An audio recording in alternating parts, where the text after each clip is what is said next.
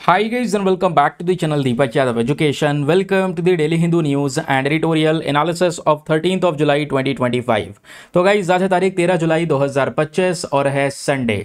देखेंगे आज के द हिंदू कंप्लीट न्यूज़पेपर को एनालाइज करेंगे। बट लेक्चर में आगे बढ़ने से पहले अगर आपको इस लेक्चर का पीडीएफ चाहिए तो क्या करना है, सबसे पहले आपको टेलीग्राम डाउनलोड करना है। वहां पे जाके सर्च बॉक्स में लिखना दीपक यादव एजुकेशन पीडीएफ, आपको मेरा टेलीग्राम चैनल मिल जाएगा। वहां से आप डेली बेसिस पे इन लेक्चर के पीडीएफ डॉक्यूमेंट्स को डाउनलोड कर पाओगे। नाउ हमेशा की तरह हम लोग अपने लेक्चर को एक मैप के क्वेश्चन के साथ स्टार्ट करेंगे। तो आज आप सभी को मैप में जाकर देखना है सोमालिया को कहां पर है एग्जैक्टली लोकेटेड, इसको अच्छे से मैप में देखना। देन उसके बाद आकर नीचे कमेंट सेक्शन में टाइप करना, जिससे कि आप लोग इसको लंबे समय तक याद रख पाओगे। जैसा आप लोगों को पता होगा, हर संडे का जो हमारा सेशन होता है वो काफ़ी ज़्यादा इंटरेस्टिंग होता है, क्योंकि यहाँ पे हम लोग डिफरेंट सोर्सेस का यूज़ करते हैं। द हिंदू को तो हम रोजाना डिस्कस करते हैं, संडे में थोड़ा सा एनालिसिस इंटरेस्टिंग बन जाता है, क्योंकि कुछ आर्टिकल्स जो इंपॉर्टेंट है रिपीट भी हो रहे होते हैं, और कुछ ऐसे टॉपिक जो हमारे न्यूज़पेपर में कवर नहीं हुए हैं उनको भी यहाँ पे हम थोड़ा स्पेशल फोकस में लेते हैं। ठीक है, तो जैसे सबसे पहले शुरुआत होगी एक इंपॉर्टेंट आर्टिकल के साथ, जिसमें हम डिस्कस करेंगे आईएनएस निस्तार। अब आईएनएस निस्तार के बारे में ऑलरेडी हम लोगों ने पढ़ रखा है, क्योंकि अभी परसों द हिंदू के वीडियो में हम लोगों ने कवर किया था। इसको बिल्कुल अंत में लेकर कवर करेंगे, ठीक है, बिल्कुल लास्ट में डिस्कस करेंगे। लेकिन जो शुरुआत होगी अपना, वो पहला एक ऐसे आर्टिकल के साथ में होगी जहां पर आपको लोकेशन भी पढ़नी है, साथ ही साथ में इस न्यूज़ से संबंधित कुछ टर्म्स चर्चाओं में है वो भी पढ़नी है। जिस न्यूज़ की मैं यहाँ पर बात कर रहा हूँ दोस्तों, वो है बल्गेरिया से रिलेटेड। अब बल्गेरिया एक कंट्री है जो यूरोपियन यूनियन का हिस्सा है। अब सर ये क्या नई चीज़ आ गई, यूरोपियन यूनियन का हिस्सा है? आओ मैं आपको फटाफट मैप में लेकर चलता हूँ। मैप में ना आपको सारी चीज़ें बेहतरीन तरीके से, एकदम इंटरेस्टिंग तरीके से कवर होंगी। हमारा फेवरेट मैप आप लोगों को भी काफ़ी ज़्यादा पसंद आता है ये वाला मैप। तो ये है अपना इंडिया, हमें चलना है सबसे पहले यूरोप चलने के लिए इंडिया से आएंगे इधर, तो ये अपना मिडिल ईस्ट हो गया, ये हो गया दोस्तों यहाँ पर यूरोप। ठीक है, एक कंट्री आपको नजर आएगा ग्रीस, जो रिसेंटली काफ़ी चर्चाओं में भी था। ठीक है, ये आपको देखने को मिलेगा। ग्रीस से जस्ट ऊपर आप देख पाओगे, ये है वो कंट्री बल्गेरिया। ठीक है, ये आपको नजर आएगा। तो बल्गेरिया किस किस के साथ में बॉर्डर्स को शेयर करता है? बल्गेरिया रोमानिया के साथ बॉर्डर को शेयर करता है नॉर्थ में, सर्बिया के साथ शेयर करता है वेस्ट में, इधर नॉर्थ मैकेडोनिया के साथ में शेयर करता है अगेन वेस्ट में, नीचे साउथ में देखोगे ग्रीस के साथ में शेयर करता है, एंड एक छोटा सा बॉर्डर इसका तुर्की के साथ में भी लगता है, यहाँ पर आपको वो नजर आएगा। फिर ऐसा नहीं है कि बल्गेरिया एक लैंडलॉक कंट्री है, याद रखिएगा बल्गेरिया एक समुद्र के साथ भी बाउंड्री को शेयर करता है, वो समुद्र है ब्लैक सी। अब आपको पता है ब्लैक सी को लेकर यूपीएससी क्वेश्चन पूछ चुका है। कहोगे ये तो हो गया ब्लैक सी, सर क्या ये वाला जो समुद्र नीचे हमको दिखाई दे रहा है ये भी ब्लैक सी है? नहीं नहीं नहीं, ये कौन सा सी है? यह है एजियन सी। याद है या नहीं, कई बार हम लोगों ने पढ़ा है। अब एजियन सी से दोस्तों जब आप आगे जाते हो, कहोगे सर ये एजियन सी और ब्लैक सी ये दूर दूर हैं, क्या ये ब्लैक सी बीच में एकदम बंद है क्या? इसमें एंट्री कहाँ से होगी? एंट्री होने के लिए रास्ता बना हुआ है दोस्त, आपको कई बार पढ़ा रखा है। ये कैसे, आओ मैं आपको लेकर चलता हूं। ये हम एजेंसी में पहुंचे, एजेंसी से दोस्तों यहां पर एक स्ट्रेट देखने को मिलेगा। नाउ अब आपकी बारी है, मुझे आप दो स्ट्रेट्स के नाम बताएंगे जो मैं अक्सर डिस्कस करता रहता हूं। एक स्ट्रेट जो है वो यहां पर है। स्ट्रेट क्या होता है? छोटा सा यहाँ पर ये रास्ता जो पानी का आपको दिख रहा है, जो दो बड़े समुद्र के हिस्सों को जोड़ता है।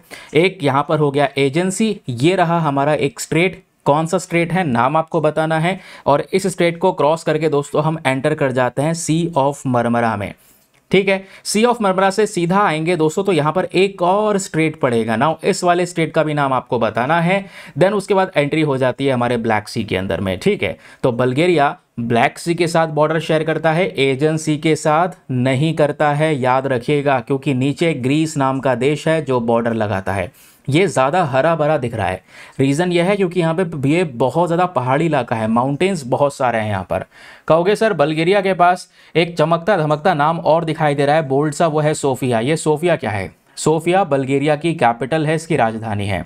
ठीक है, क्लियर हो गया। आई होप आपको यहाँ पर ये जो लोकेशन है ये तो बेस्ट तरीके से समझ में आ चुकी है, इसको आप लंबे समय तक याद भी रख पाएंगे।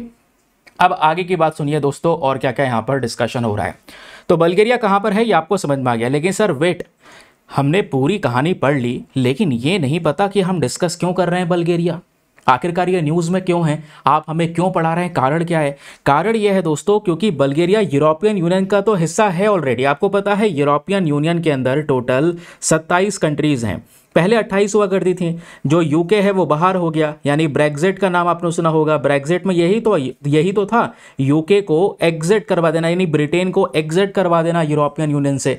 ब्रिटेन का एग्जिट हो गया। अब इसमें टोटल 27 नेशंस बचे हैं। ये 27 देश ऐसे देखते हैं। अभी हम बल्गेरिया घूम के आए थे, याद होगा। ये सी मैंने आपको बताया एजेंसी, ये सी ऑफ मरमरा नहीं, ये ब्लैक सी है, सी ऑफ मरमरा यहाँ है। दोनों स्टेट के नाम आपको बताने हैं।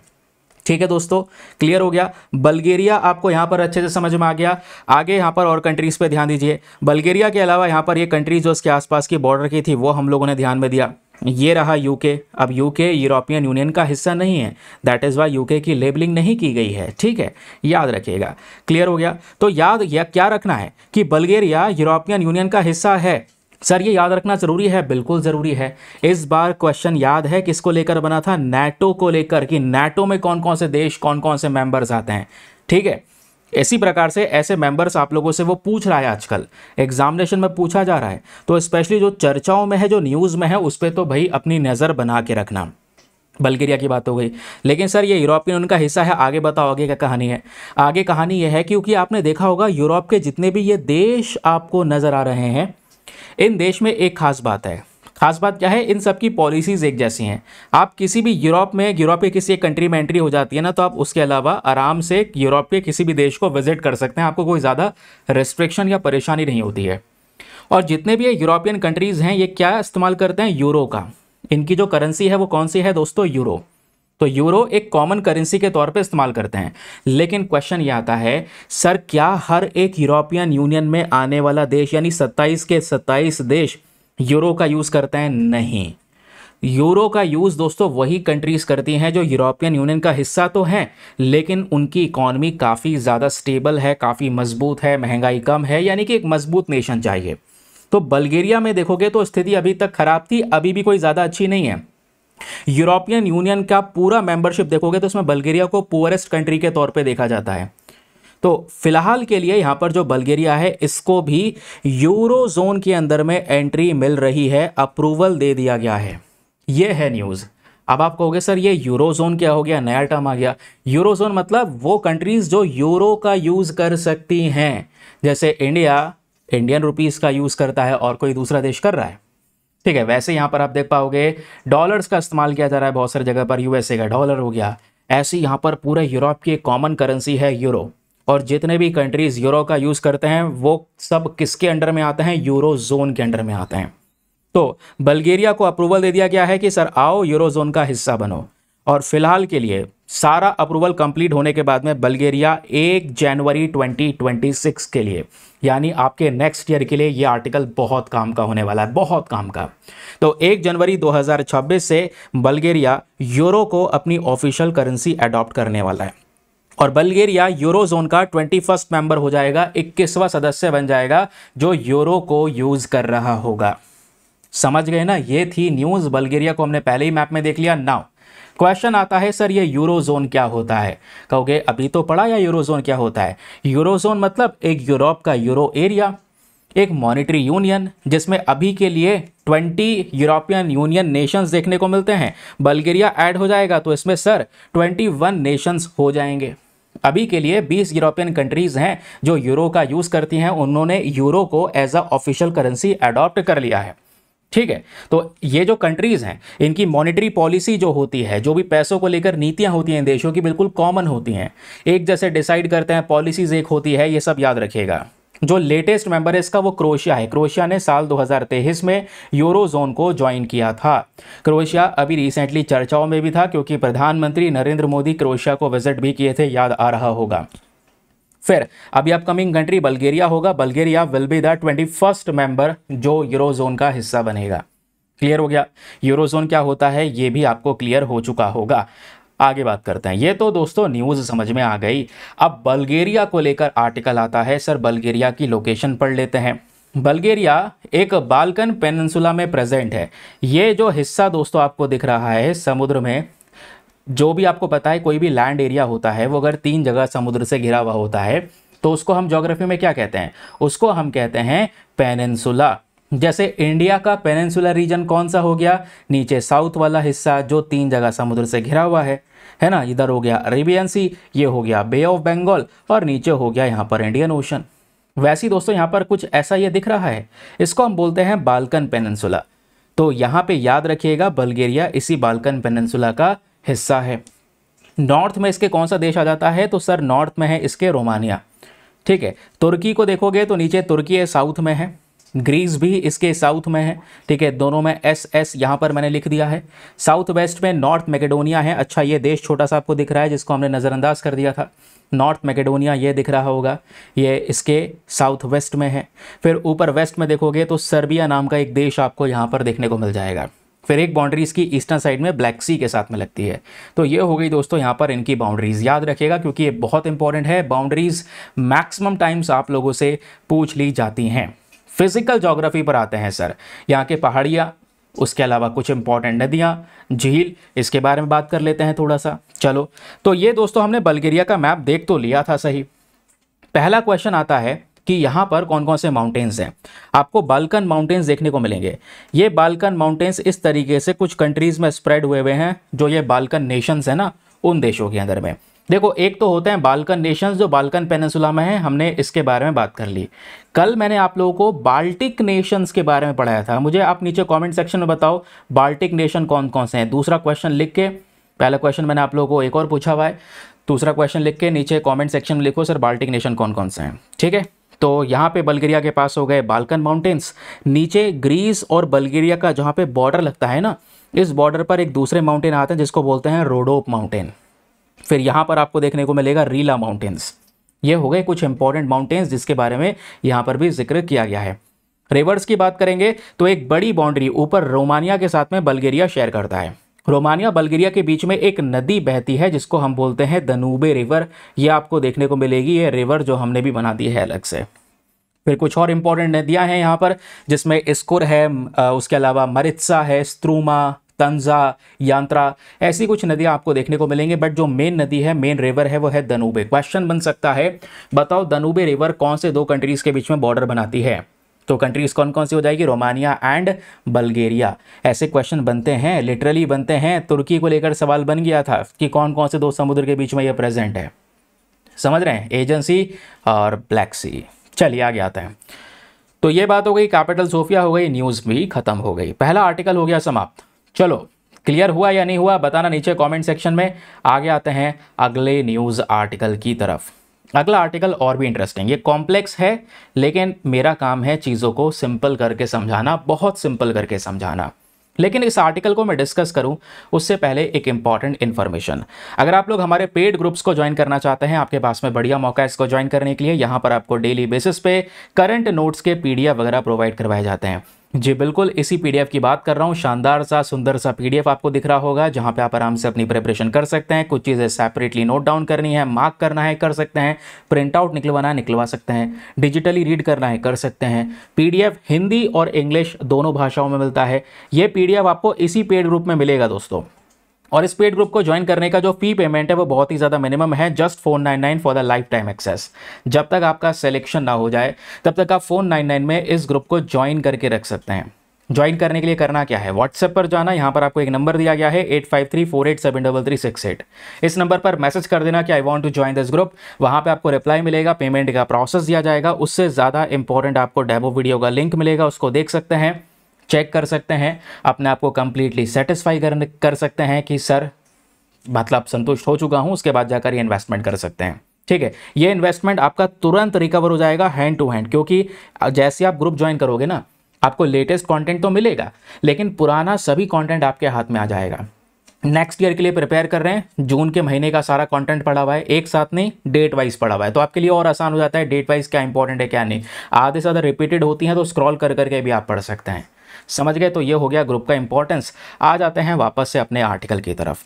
आर्टिकल नंबर 2, ये टॉपिक आपका GS पेपर नंबर 3 टेक्नोलॉजी और GS पेपर नंबर 1 हिस्ट्री के साथ में भी आप इसको लिंक कर सकते हैं, ज्योग्राफी से भी आप लिंक कर सकते हैं। मामला क्या है सुनिए, AMS डेटिंग का नाम सुना होगा।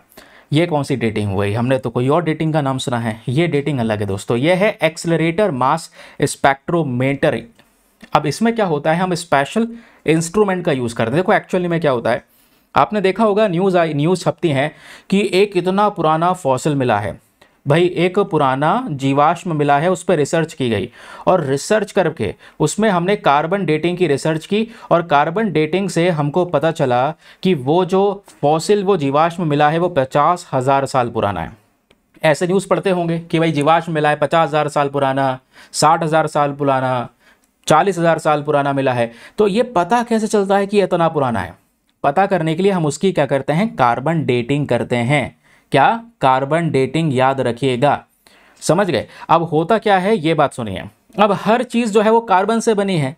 कार्बन से बनी है मतलब भाई पेड़ पौधे देखोगे, जो प्लांट्स है, प्लांट्स क्या एब्जॉर्ब करते हैं? प्लांट्स कार्बन ही तो एब्जॉर्ब करते हैं, कार्बन डाइऑक्साइड लेते हैं और हमको ऑक्सीजन बदले में देते हैं। ठीक है, ये प्लांट्स को खा कौन रहा है? एनिमल्स खा रहे हैं, और आपसे थोड़ी खा रहे हैं, शुरू से खा रहे हैं। तो ये कार्बन उनके अंदर भी है। फिर उसके बाद जो कॉस्मिक रेडिएशन होती है, कॉस्मिक रेडिएशन कहाँ से आ रही है? हमारे यूनिवर्स से आ रही है। स्पेस में चीज़ें प्रेजेंट है, सन है, स्टार है, इन सब से कॉस्मिक रेडिएशन आती है। ये कॉस्मिक रेडिएशन क्या करती है? नाइट्रोजन को कन्वर्ट करती है कार्बन में। और ध्यान रखना है, कार्बन की जो मैं बात कर रहा हूँ ना, तो C14 कार्बन की बात कर रहा हूँ। एक स्पेशल कार्बन है C14। C12 भी होता है, हम C12 की बात नहीं कर रहे, हम C14 की बात कर रहे हैं। एग्जाम में क्वेश्चन बन सकता है कि बताओ कार्बन डेटिंग में हम कौन से कार्बन का इस्तेमाल करते हैं? C14 का इस्तेमाल करते हैं। तो यही कार्बन पेड़ में भी है, यही कार्बन इस प्रकार से जानवरों में भी देखने को मिलता है। अब मान लो ये पुराने ज़माने का मैमोथ है जो हज़ारों साल पहले मिलता था, अब मर गया वो, समझो कहीं पर वो जो जानवर मरा था उसकी हड्डियाँ मिल गई। जब हड्डियां होती हैं, क्योंकि बॉडी के अंदर में जब तक इंसान जीवित है या जानवर जीवित है, उसमें कार्बन 14 प्रेजेंट है। ठीक है, तो उस जानवर के बॉडी में जब तक जीवित है कार्बन 14 प्रेजेंट है, लेकिन मरने के बाद में धीरे धीरे कार्बन 14 खत्म होने लगता है और एक समय बाद ये पूरी तरह से खत्म हो जाता है, जिसके बाद कार्बन डेटिंग करना मुश्किल है, यानी वो हड्डी कितनी पुरानी है वो बताना मुश्किल है। ठीक है, तो याद रखना। तो ये मैमोथ है, मान लो अब ये मर गया तो यहाँ पर कहीं पर इसकी हड्डी मिल गई। हमें मान लो हड्डी मिली इसकी 50 साल बाद, तो सॉरी 50,000 साल बाद, तो हड्डी मिली तो अब हम लोग लेकर चले गए। अभी हमें नहीं पता 50,000 साल पहले का ये हाथी है, हमें इसके बारे में नहीं पता, हमें केवल हड्डी मिली है। हम ले गए कार्बन डेटिंग करने के लिए, और कार्बन डेटिंग में हमारा मेन काम क्या होगा? कार्बन 14 को मेजर करना, उसमें देखना कि कार्बन 14 कितना बचा है। ठीक है, हमें यही चेक करना है उसमें कार्बन 14 कितना बचा है। अगर मान लो 50% बचा है, ठीक है, तो 50% बचा है मतलब क्या हो जाता है कि वो जो हड्डियां मिली हैं वो हड्डियां लगभग 5730 ईयर्स पुरानी हैं। ठीक है, हमें इतना पता चल गया, समझ रहे हैं। अगर उसमें 100% कार्बन है मतलब कार्बन पूरा प्रेजेंट है, मरा नहीं है, अभी मरा है, अब धीरे धीरे कार्बन खत्म होने लगेगा, खत्म होता रहता है। 50% कार्बन है मान लो, तो 50% कार्बन मतलब, क्योंकि हाफ लाइफ जो होती है वो काउंट की जाती है, तो 50% कार्बन मतलब यहाँ पर उसकी जो एज है उस हड्डी को कितना समय हो चुका है, तो लगभग 5730 साल हो चुके हैं। फिर ऐसी दोस्तों यहाँ पर कह सकते हैं अगर 25% कार्बन उसमें बचा हुआ है तो ये पता लगाएंगे 25% कार्बन मतलब वो 11,460 साल पुराना है। और मान लो 12.5% के आसपास कार्बन बचा है उसमें, तो वो चीज़ 17,190 साल पुरानी है। तो ऐसे करते करते हम 60 से 70,000, याद रखिएगा 60 से 70,000 साल पुराने तक पता लगा सकते हैं कि हड्डी इतने साल पुरानी है। उससे पहले की पुरानी है तो उसका पता नहीं लगा सकते, उसके लिए फिर आपको यूरेनियम और बाकी सारी चीज़ों में काम करना शुरू करना पड़ेगा।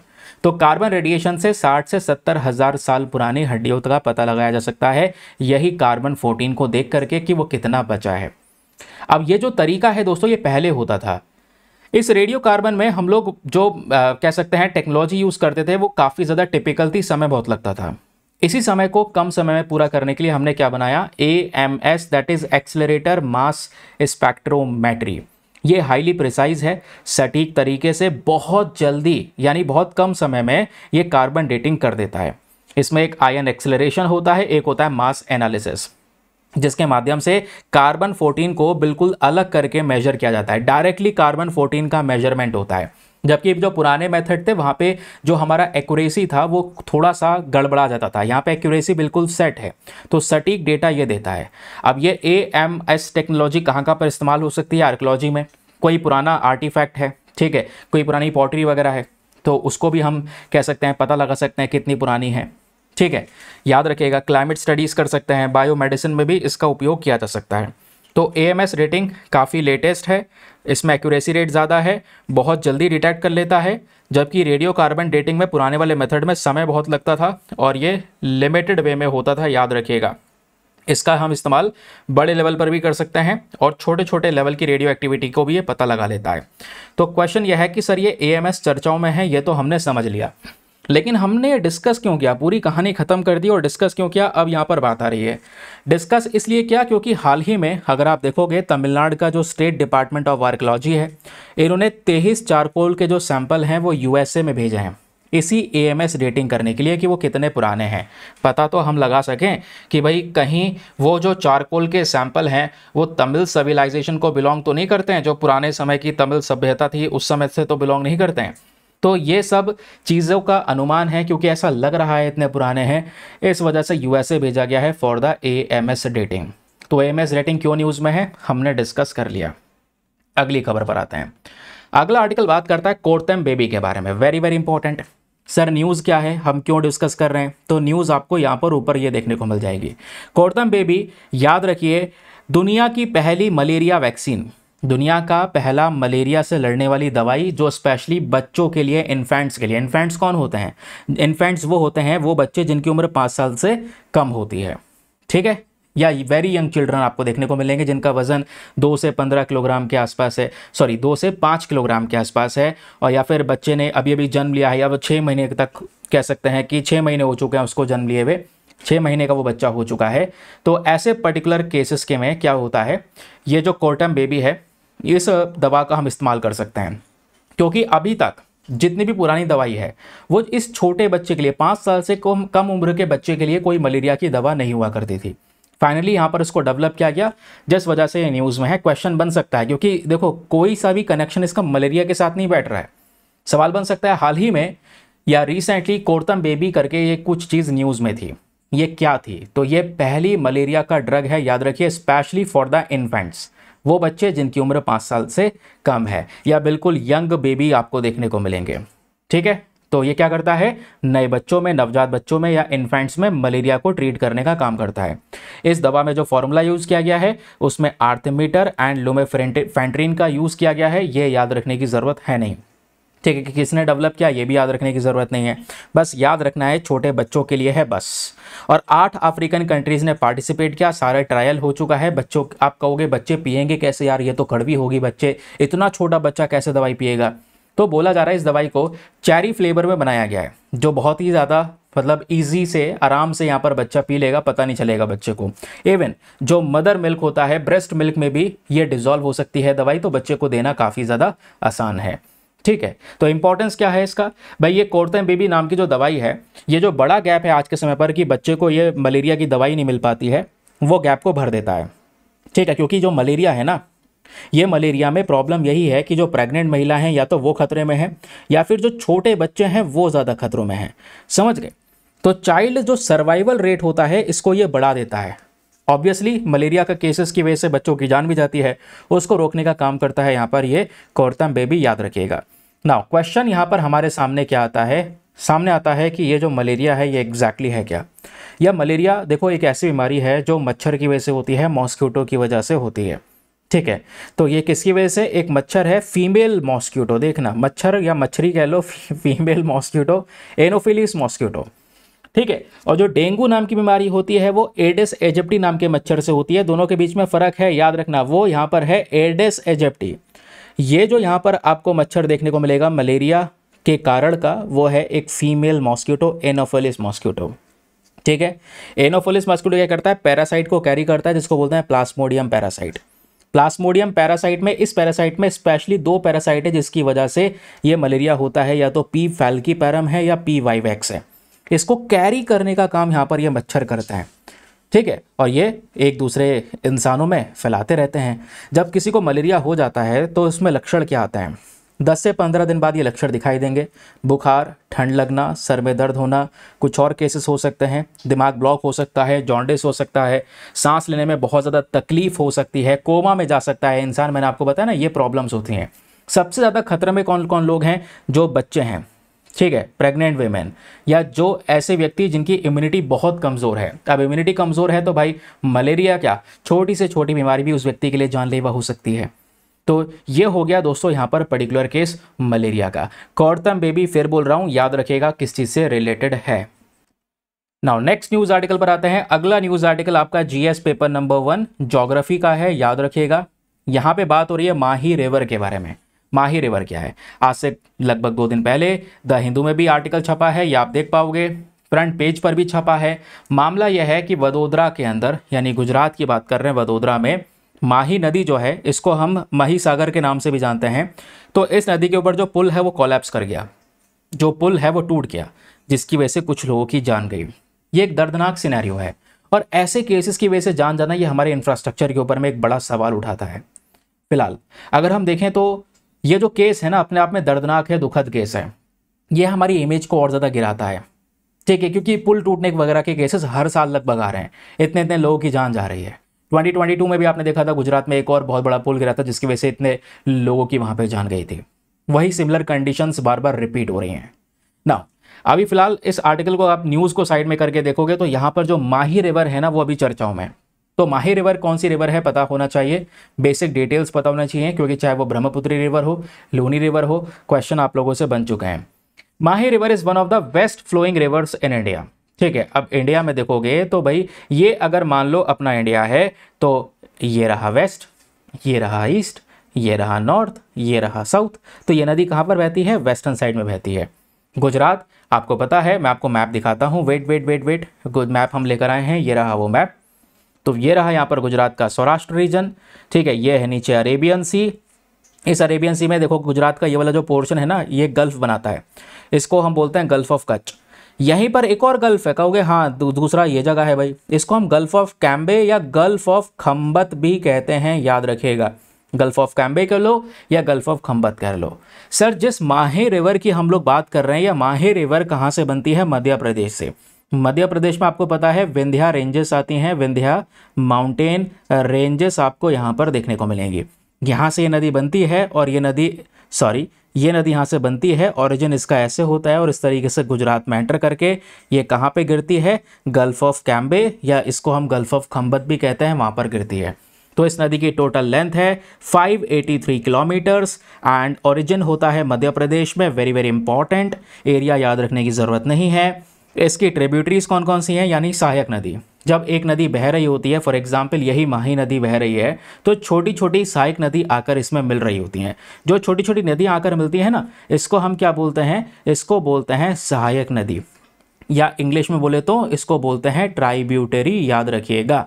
तो ये जो माही रिवर है, इसकी ट्राइब्यूटरीज कौन कौन सी हैं? सोम, अनस और पनम। ये आपको 3 इंपॉर्टेंट ट्राइब्यूटरीज देखने को मिलती हैं, और इस नदी पे 2 बड़े डैम भी हैं, एक कदाना डैम है, दूसरा माही बजाज डैम है। तो ये आपकी नदी के बारे में हर एक इन्फॉर्मेशन होगी। आइए फटाफट इसको, जो हमने कुछ नोट्स बनाए हैं उसको भी पढ़ लेते हैं। तो 3 राज्यों से यहाँ पर ये नदी फ्लो करती है, बहती है, याद रखिए। आपने सर दिखाया था मैप में कि सीधा मध्य प्रदेश से गुजरात में एंटर कर गई, नहीं, थोड़ा सा पोर्शन इसका राजस्थान में भी होता है, फिर ये गुजरात में एंटर करती है। तो 3 राज्यों से गुजरती है। अब ये बहुत वास्ट हो जाती है नदी, इसलिए इसको कई बार माही सागर ही बोला जाता है। माही नदी पूछ लेगा या माही सागर पूछ लेगा, दोनों एक ही है मेरे दोस्त, याद रखिएगा। ये ओरिजिन होती है मध्य प्रदेश में, विंध्या रेंजेस से आपको बताया, ठीक है। और ये किधर बहती है? वेस्टर्न साइड में बहती है। खाली कहाँ पे होती है? अरेबियन सी में, गल्फ ऑफ खम्बत के पास या गल्फ ऑफ कैम्बे के पास, ठीक है। तो लोकेशन हो गई। लेफ्ट बैंक ट्राइब्यूटरीज कौन सी हो गई? सीधे हाथ पे नदियां ज्वाइन करने वाली ट्राइब्यूटरीज ये हैं, उल्टे हाथ पे ज्वाइन करने वाली ये हैं। मैंने ये सब याद रखने के लिए नहीं बोला है, याद रखने के लिए केवल 3 ट्राइब्यूटरीज बोला है, वो ये हैं।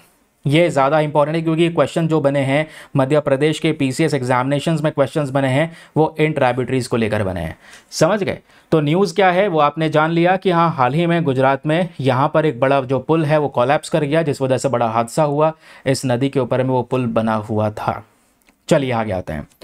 अगला न्यूज़ आर्टिकल जो है ये हमारा GS paper number 3 defence and security के पॉइंट ऑफ व्यू से इम्पॉर्टेंट है। ये जो पर्टिकुलर आर्टिकल आपको दिख रहा है दोस्तों, ये भी एक हादसे के बारे में बात कर रहा है। न्यूज़पेपर में आर्टिकल छपा हुआ है अपना, ये आप देखोगे तो 2 पायलट्स की जान जा चुकी है। रीज़न यहाँ पर यह है कि इस साल तीसरा जैगवार जेट क्रैश हुआ है। ये हमें इंडिकेशन दे रहा है कि सर जैगवार जेट पुराने हो चुके हैं, जैगवार जेट को बदलने की ज़रूरत है। 90s के समय पर जैगवार जेट को हम लोगों ने यहाँ पर परचेस किया था। आज बहुत टाइम हो चुका है और ऐसे लगातार क्रैश होना, आप इमेजिन करो इस साल का तीसरा क्रैश है ये। हमारे पायलट्स की जान जा रही है इसमें, इतनी आम नहीं है जान। इंडियन पायलट फोर्सेस यहाँ पर आप कह सकते हैं इनकी जान गई है वेडनेसडे में, ये पूरे जैगवार एयरक्राफ्ट क्रैशेस की वजह से। ये क्रैश कहाँ पे हुआ है, ये आप देखोगे एयरक्राफ्ट क्रैश हुआ है राजस्थान में चूरू के पास। ये जैगवार फाइटर जेट है, युद्ध में इस्तेमाल किया जाता है। 1970s का एयरक्राफ्ट है, मैंने आपको ऑलरेडी बताया। ये जैगवार को डेवलप किया था एंग्लो फ्रेंच कंपनी ने। ये हमने इंडियन एयरफोर्स अपने भारतीय वायुसेना को दिया 1970 में। हम 1970 का इतना आउटडेटेड मटेरियल यूज कर रहे हैं, अभी भी यूज कर रहे हैं। ये बुढ़ा गए हैं सारे। आज के समय पर सारी कंट्रीज नए अपडेशन की तरफ बढ़ रही हैं। 5th generation fighter jet, even 6th generation fighter jet की बात हो रही है। हम कहाँ हैं सर, हम बहुत पीछे हैं इस समय। 4.5 जनरेशन फाइटर जेट यूज कर रहे हैं। 5th जनरेशन फाइटर जेट आज से 10 साल 15 साल बाद आएगा। तो हम जब कंपेयर करने की बात होती है तो हम पाकिस्तान से कंपेयर करने बैठने लगते हैं अपने आप को। कंपैरिजन, जो रियल कंपैरिजन है वो होना चाहिए अपना चाइना से, अपना रियल कंपैरिजन होना चाहिए यूएसए से। वो कहाँ पर हैं और करेंट समय पर हमारा डेवलपमेंट्स कहाँ पर है। ऐसा नहीं हम डेवलप नहीं कर रहे, ग्रो कर रहे हैं, बट गति बढ़ानी होगी। गति क्यों बढ़ानी होगी, मैंने आपको बताया ना भाई। 6th जनरेशन का फाइटर जेट, 6th जनरेशन का फाइटर जेट को लेकर न्यूज आई है, चाइना डेवलप कर रहा है। और हम लोग अभी 5th जनरेशन का फाइटर जेट नहीं बना पाए। 5th जनरेशन का फाइटर जेट बनाने में 10 से 15 साल लगेंगे अभी हमें। यह है प्रॉब्लम। रिसर्च एंड डेवलपमेंट की एक बहुत बड़ी समस्या है। इंडियन एयरफोर्स आज के समय पर 100 से ज़्यादा जैगवार एयरक्राफ्ट यूज़ कर रही है। और आप सबसे बड़ी बात सुनोगे, ये सुनो जो एक बहुत दुखद बात है, दुनिया की एकलौती एयरफोर्स है जो लगातार इस 2 इंजन वाले जैगवार का यूज़ कर रही है, वो है इंडियन एयरफोर्स। इतने पुराने जो ये कह सकते हैं हम लोग जेट्स का यूज़ कर रहे हैं, हम इतना ज़्यादा पुराना मटेरियल यूज़ कर रहे हैं आज के समय पर, जिसकी वजह से लगातार ऐसे इंसिडेंट्स हो रहे हैं। उसके बावजूद भी हम इसको रिप्लेस नहीं कर पा रहे हैं। तो आज इन जैगवार जेट्स को रिप्लेस करने की रिक्वायरमेंट है। ये जो केस आया दोस्तों, ये है सेपेकेट जैगवार का। ठीक है, ये जैगवार जो है इसको हमने शमशेर का नाम दिया है, द स्वॉर्ड ऑफ जस्टिस इसको बोला जाता है। 2 इंजन वाला ये ग्राउंड अटैक एयरक्राफ्ट है। ठीक है, हवा से ज़मीन पे अटैक करता है। इसको बनाया गया था यूके और फ्रांस की कंपनी के थ्रू। बाद में सबसे पहली बात, इसको फर्स्टली इंट्रोड्यूस किया गया 1968 में। देन उसके बाद में हमने ये परचेज भी किया। और फिर आप देखोगे आज के समय पर हम इसका इस्तेमाल कर तो रहे हैं, लेकिन हमें इतने साल पुराना, 50 साल पुराने हम ये जेट्स का यूज़ कर रहे हैं, जिसका रिजल्ट क्या आ रहा है, हमारे पायलट्स की जान जा रही है, हमारे इंडियन एयरफोर्स के जो पर्सनल्स हैं उनकी जान जा रही है। याद रखिए, क्वेश्चन बन सकता है कि ये ग्राउंड अटैक एयरक्राफ्ट है, ट्विन इंजन एयरक्राफ्ट है, 4,500 किलोग्राम के आसपास हथियार को और इक्विपमेंट्स को ये कैरी कर सकता है। इसकी टोटल मैक्सिमम स्पीड लगभग 1700 किलोमीटर प्रति घंटे के हिसाब से है। और इसमें internal fuel, external drop tank भी, बाहर से भी टैंक लगाया गया है, तो फ्यूल का कोई ज़्यादा इशू आता नहीं है। 46,000 फीट की ऊंचाई पर ये उड़ सकता है।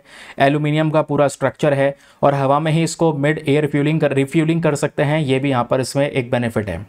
ऐसा दिखाई देता है हमारा जैगवार एयरक्राफ्ट जिसकी हम बात कर रहे हैं, जैगवार जेट की जो हम बात कर रहे हैं। तो 1979 में डिलीवरी होती है, सबसे पहला इंडक्शन होता है जैगवार जेट का। 1981 तक ये डिलीवरी हो पाती है। आज दोस्तों 160 जैगवार जेट्स हैं जो हम यूज़ करते हैं, जिसमें से 40 डायरेक्टली हम लोगों ने इंपोर्ट करे थे और 100 से ज़्यादा दोस्तों इंडिया में बनाए गए थे हिंदुस्तान एरोनॉटिक्स लिमिटेड कंपनी की साइड से, याद रखिएगा। तो आज जो इंडियन एयरफोर्स इस्तेमाल करती है जैगवार, उसके 2 वेरिएंट्स हमको देखने को मिलेंगे। एक वेरिएंट है जैगवार IS और दूसरा है जैगवार IB, याद रखिए। जैगवार IS जो है ये सिंगल सीट वाला स्ट्राइक फाइटर है और जैगवार IB जो है ये 2 सीट वाला मतलब ट्रेनर जेट है, जिससे ट्रेनिंग वगैरह करवाई जाती है। तो आज इतने सारे हमने परचेज किए थे, जिसमें से केवल 120 जैगवार्स बचे हैं जो 6 यूनिट्स में काम कर रहे हैं। लेकिन इंडिया, मैंने आपको बताया, इज ओनली कंट्री, एक लौता कंट्री है जो ये एयरक्राफ्ट इस्तेमाल कर रहा है। ये हमारे लिए शेम वाला इशू है।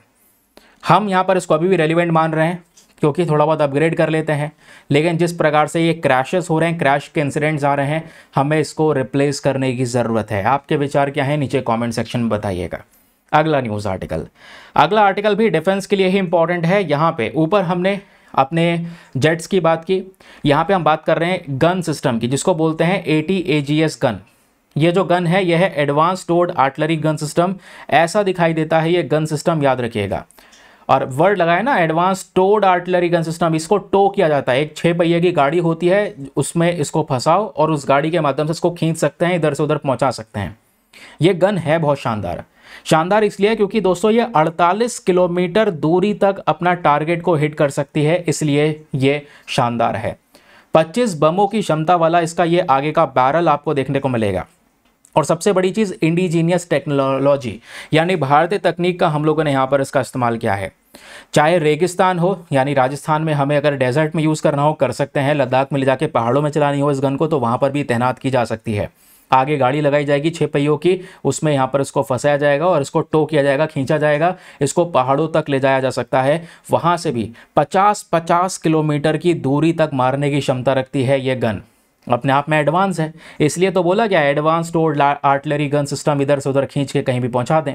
155 mm का 52 calibre long range towed artillery gun system है। एक पतली सी यहाँ पर इसमें कैलिबर आपको देखने को मिल जाती है। फुल्ली इंडिजीनियस है, खुद A to Z भारत ने इसको डेवलप किया है। और ये हमारा मेन पर्पज़ है कि जितने भी पुराने ऐसे गन हैं इंडियन आर्मी के पास में, वो सारे गन को रिप्लेस किया जाए। यही काम हमें जेट्स में करना था, पुराने जेट्स को रिप्लेस करना था, जो हम काम ये गन में कर रहे हैं करंट समय पर। क्वेश्चन बनेगा, ये गन किसने डेवलप की है? तो इस गन को डेवलप करने वाली हमारी बॉडी DRDO है, that is defence research and development organisation. लेकिन वेट, DRDO की तो बहुत सारी लैबोरेटरीज है ना अपने देश में। हाँ तो बिल्कुल, यहाँ पे जो DRDO की लैबोरेटरी है वो है armament research and development establishment, जिसको हम ARDE के नाम से जानते हैं। समझ गए? तो इसको डिज़ाइन किया इसके माध्यम से। नाउ क्वेश्चन ये है कि सर इस advance towed artillery gun system के फीचर्स क्या हैं? तो फीचर्स ये है 40 किलोमीटर, अपने आप में एक सबसे लंबी रेंज वाला देखने को मिलेगा। 40 से लेकर 48 किलोमीटर तक आपको इसकी रेंज देखने को मिल जाती है। उसके अलावा 1 मिनट में 5 राउंड्स ये फायर कर सकता है। और आप इमेजिन करो 1 घंटे में 60 राउंड्स को ये फायर कर सकता है लगातार बिना थके। ये इसका रेट ऑफ फायर का पावर हो गया। ठीक है, फिर उसके बाद 6x6 प्लेटफॉर्म मैंने आपको बताया, जो गाड़ी है वो उसका इस्तेमाल कर सकते हैं इसको इधर से उधर खींचने के लिए। 1 सेकंड फोटो है अपने पास, ये देखोगे, ये रहा वो ATAGS गन, ये रही आगे वो गाड़ी, इसमें फंसा दो, इसको ले जाओ खींच के इधर से उधर जहाँ भी पहुँचाना हो। समझ गए?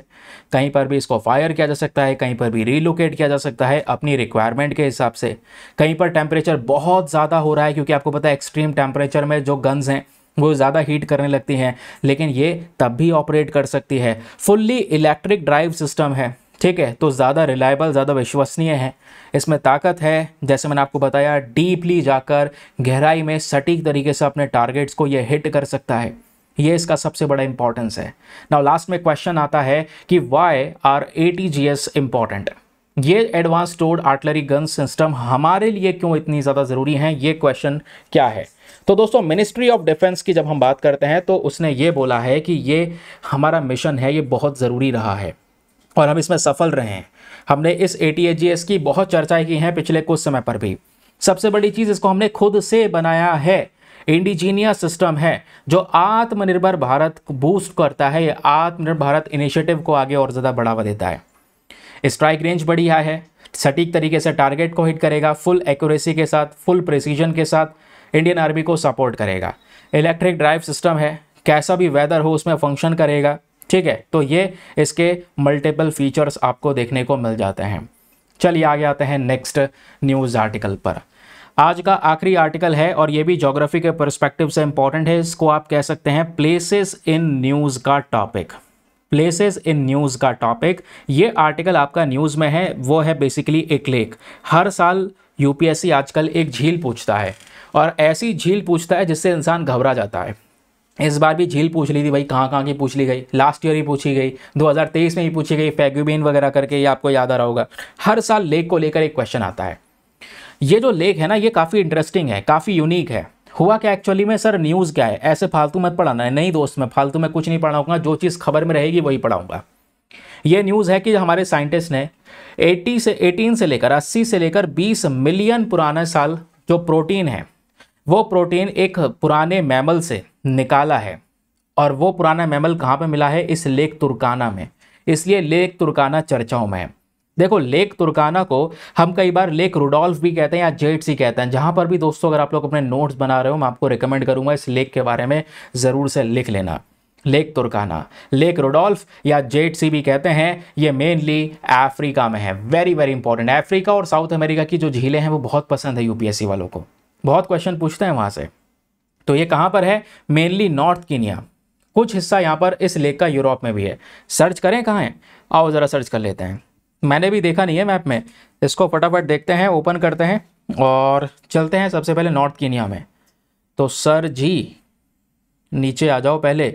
ये रहा कीनिया, ये रहा ऊपर इथियोपिया, यहीं कहीं होगी ये लेक। ठीक है, ये रही, लो मिल गई सामने। छोटी मोटी नहीं है यार, बहुत बड़ी लेक है ये, आपको ये देखने को मिलेगी। ये रही लेक तुर्काना। तो लेक तुर्काना एक थोड़ा सा छोटा सा हिस्सा इथियोपिया में है और एक बड़ा हिस्सा इस लेक का कीनिया में है। ठीक है, ये लोकेशन हो गई। तो ये देखो, इतना दूर लाने के बावजूद भी ये झील हमको दिखाई दे रही है थोड़ी थोड़ी। थोड़ा सा हिस्सा इथियोपिया में है, थोड़ा सा हिस्सा कीनिया में। कीनिया की कैपिटल नायरोबी भी दिख रही है, अभी बची भी है, कोई बात नहीं है। ठीक है, क्लियर हो गया दोस्तों। तो लोकेशन याद रखिएगा, इसको आपका क्वेश्चन बन सकता है लेक तुर्काना करके, लेक रुडोल्फ करके या जेड सी करके। तो ये अफ्रीका की चौथी लार्जेस्ट लेक है बाय सरफेस एरिया, भाई इसीलिए साइज में इतनी बड़ी है। एंड दुनिया की लार्जेस्ट परमानेंट डेजर्ट लेक है। लेक तुर्काना नेशनल पार्क भी यहाँ पर इसमें प्रेजेंट है, जो दुनिया में वर्ल्ड हेरिटेज साइट में कवर किया गया है। और यहीं पर एक लौती नदी देखने को मिलती है, only perennial river. Perennial river कौन सी होती हैं?